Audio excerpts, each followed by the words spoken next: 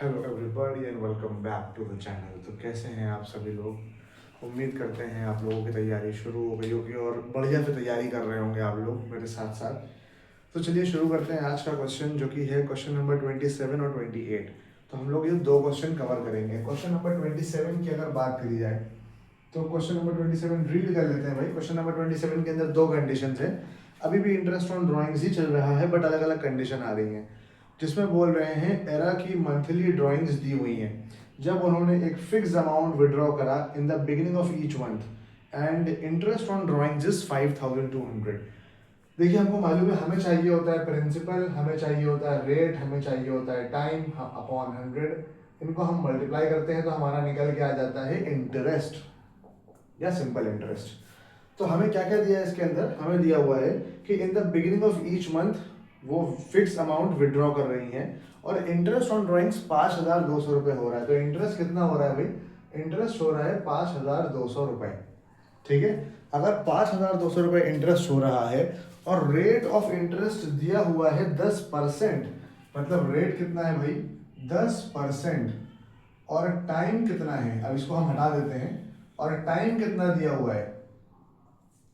Time दिया हुआ है when she withdraw a fix amount in the beginning of each month. Beginning of each month का मतलब कि मैं फॉर्मूला लगाता हूं भाई, time left after first drawing plus time left after last drawing upon 2। तो अगर हम देखें कि बिगिनिंग ऑफ ईच मंथ है तो पहले महीने के बाद time left after first drawing, पहली ड्राइंग के बाद कितना टाइम बचा? तो क्वेश्चन में लिखा हुआ है in the beginning of each month. तो अगर हर महीने की शुरुआत में करा तो पहली ड्राइंग्स करी होंगी 1 अप्रैल को। तो 1 अप्रैल के बाद कितना टाइम बचा? तो पूरे 12 महीने बचे। और लास्ट ड्राइंग करी होगी 1 मार्च को अगले साल की, तो उसके बाद 1 महीना बचा। तो 12 + 1 मतलब 13/2 इक्वल्स टू 6.5/12 का एवरेज लगेगा। मतलब यहाँ पे हम किसका एवरेज लगाएं? 6.5/12।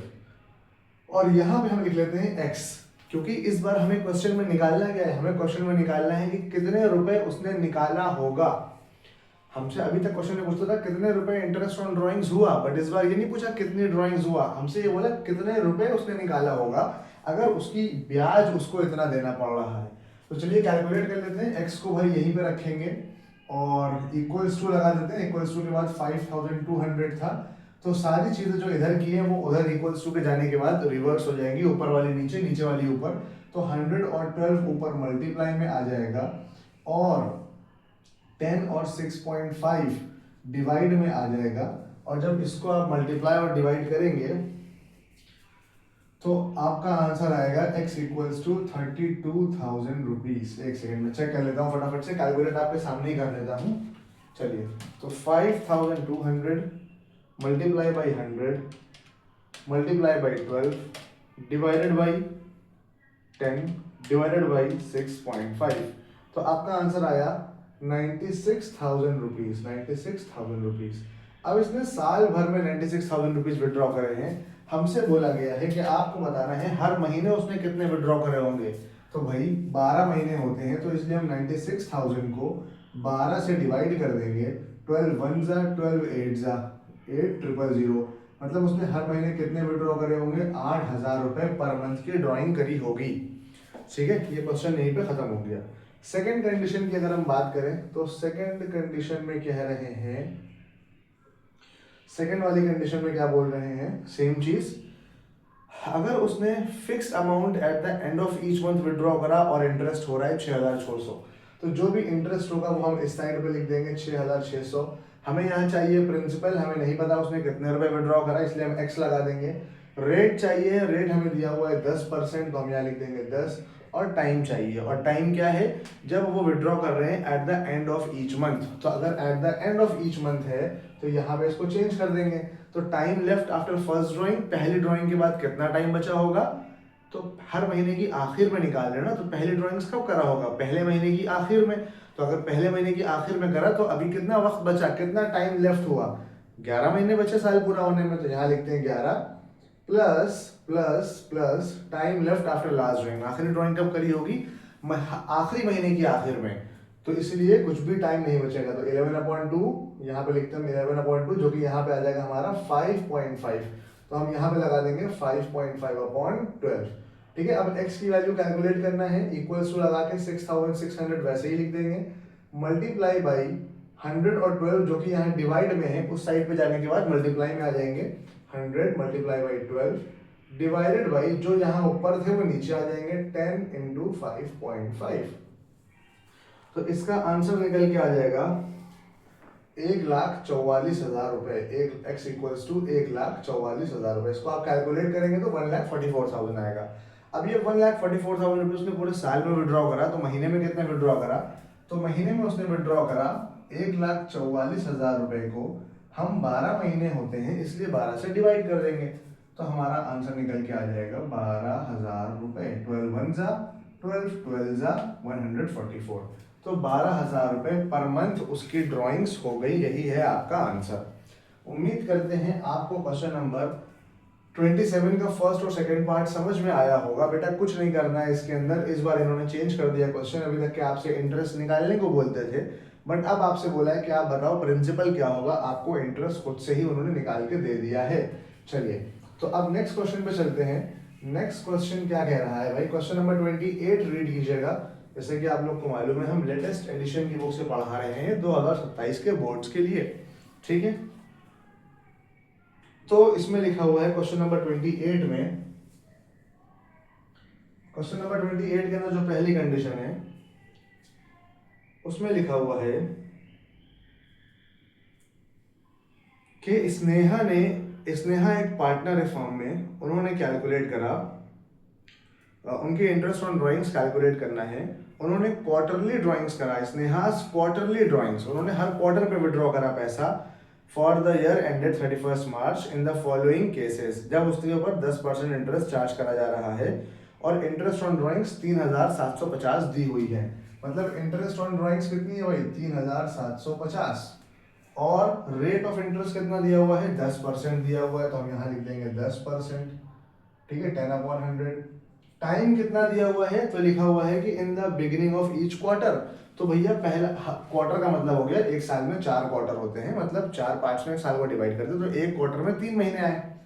और लिखा हुआ है कि in the beginning of each quarter, her quarter की शुरुआत में।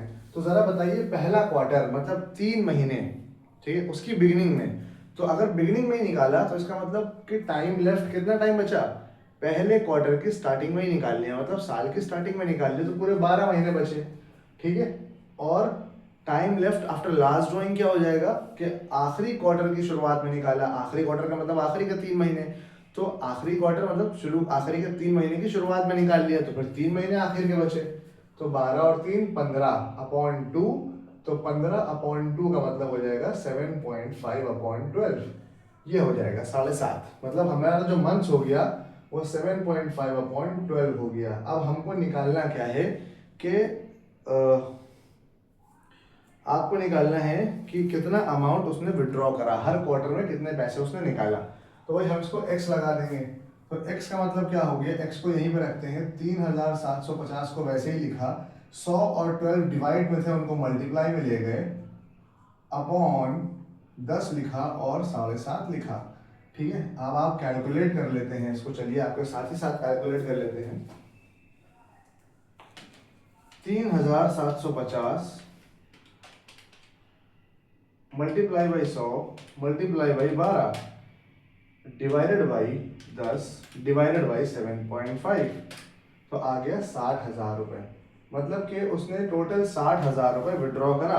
अब अगर उसने 60,000 विड्रॉ करा पूरे साल में और हर क्वार्टर वो विड्रॉ कर रहा था, तो भैया एक साल में कितने क्वार्टर होते हैं? एक साल में होते हैं 4 क्वार्टर, ध्यान रखिएगा भाई। तो 4 से इसको डिवाइड कर देंगे, 4 1 जा 4 15 जा और 3 0 लगा देंगे। इसका मतलब 15,000 रुपए पर क्वार्टर उसने ड्राइंग्स करा, 15,000 रुपए पर क्वार्टर। ठीक है भाई, अब सेकंड पार्ट पे चलते हैं। क्वेश्चन नंबर 28 का सेकंड पार्ट क्या है? सेकंड पार्ट में लिखा हुआ है कि अगर उसने फिक्स अमाउंट विड्रॉ करा eight the end of each quarter, तो इंटरेस्ट ऑन ड्राइंग्स कितनी हो रही है? इंटरेस्ट ऑन ड्राइंग्स है 3,000 रुपए। रेट सेम 10% ही है, इसीलिए 10 लिखेंगे eight the end of each quarter. अगर एंड की बात करें कि हर क्वार्टर के एंड में, तो भैया मतलब शुरुआत का जो पहला क्वार्टर था उसके आखिर में, मतलब 3 महीने के बाद निकाला। तो टाइम कितना बचा, 9 महीने। Time left after last drawing, आखिरी ड्राइंग्स कब करी होंगी, at the end of each quarter, मतलब at the end of last quarter. जब क्वार्टर पूरा हो गया, आखिरी के 3 महीने पूरे हो गए उसके बाद, तो फिर time left, nothing is left, कोई महीना नहीं बचा तो 0 अपॉन 2, इसका मतलब कि 9 अपॉन 2, इसका मतलब 4.5 अपॉन 12 का एवरेज लगा देंगे। तो यहाँ लिखेंगे 4.5 अपॉन 12, यहाँ पर लिख देंगे x। अब हम कैलकुलेट कर लेंगे उसने कितने पैसे निकाला, तो x इक्वल्स टू 3,000 रुपये वैसे ही लिखेंगे, multiply by 100 multiply by 12 upon 10 into 4.5। ठीक है, तो x की वैल्यू चलिए कैलकुलेट कर लेते हैं। 3,000 into 100 into 12 divided by 10 divided by 4.5, तो आ गया 80,000 रुपये निकल के, मतलब उसने 80,000 रुपये निकाला पूरे साल में। अब बोला ये जा रहा है कि 4 क्वार्टर होते हैं, क्वार्टर्स निकाला, तो 80,000 को हम 4 से डिवाइड कर देंगे, इसका मतलब आ गया 20,000 रुपये। 20,000 रुपये पर क्वार्टर ड्राइंग्स करी गई हैं।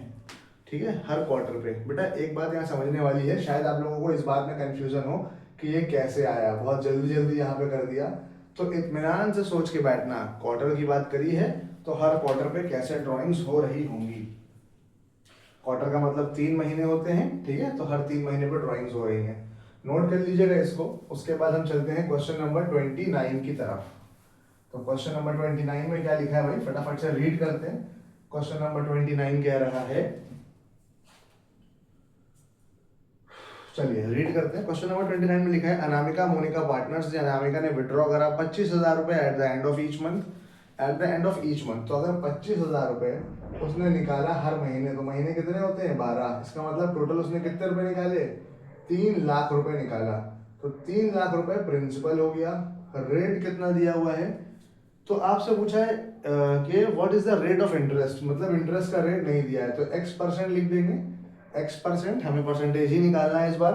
और टाइम कितना दिया हुआ है, at the end of each month. Eight the end of each month का मतलब हर महीने के आखिर में, मतलब पहले महीने की तो पहली ड्राइंग्स कब करी होंगी, पहले महीने के आखिर में, मतलब 1 महीने के बाद करा तो 11 महीने बचे।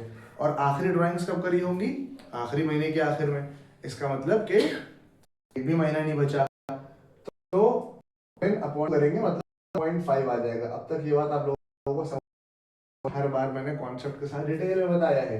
तो इंटरेस्ट ऑन ड्राइंग्स हो कितनी रही है भाई, 8,250। तो हम यहाँ पे लिख देंगे 8,250।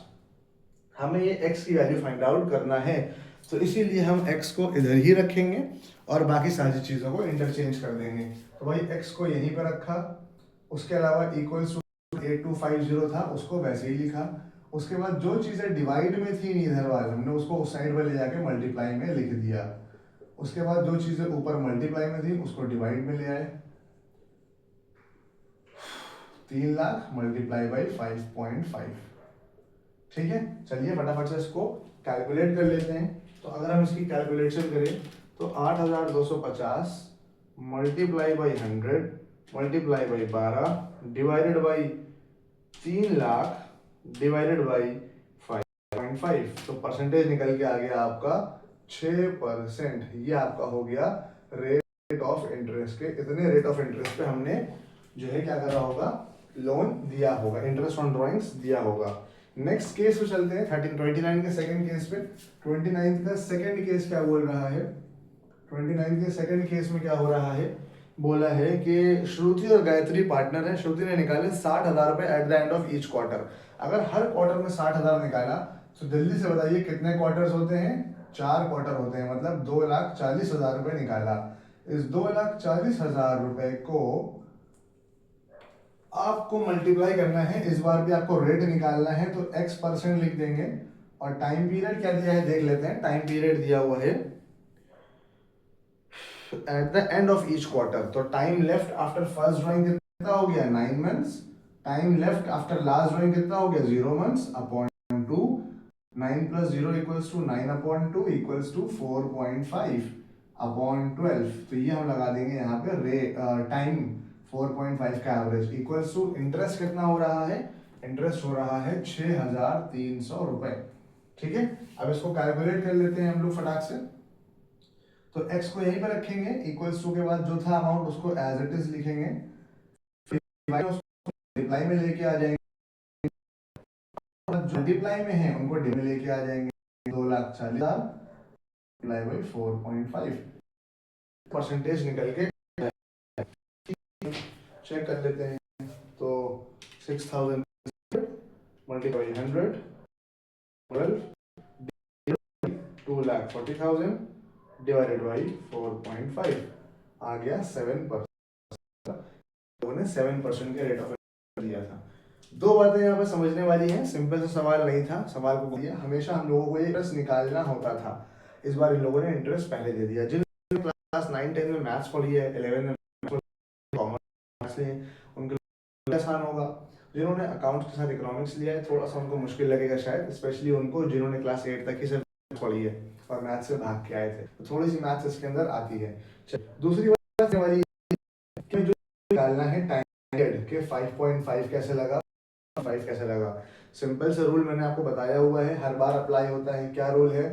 Time left after first drawing plus time left after drawing upon 2।